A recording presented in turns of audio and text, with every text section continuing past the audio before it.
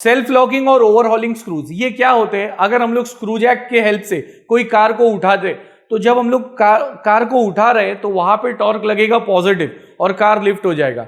अब अगर हम लोग कार को उसको नीचे करना है, यानी स्क्रू जैक को अपने को घुमाना है अपोजिट डायरेक्शन में, तो जो torque required to lower the load का फॉर्मूला है उसमें ब्रैकेट में है फाई माइनस अल्फा। फाई को बोलते हैं फ्रिक्शन एंगल, अल्फा को बोलते हैं लीड एंगल। तो अगर हमारा ये जो ब्रैकेट है इसका आंसर नेगेटिव है तो टॉर्क नेगेटिव हो जाएगा, यानी बिना कोई टॉर्क लगाए अपने आप कार नीचे आ जाएगा, और नीचे अगर कोई मैकेनिक काम कर रहा है तो वो उधर ही खत्म।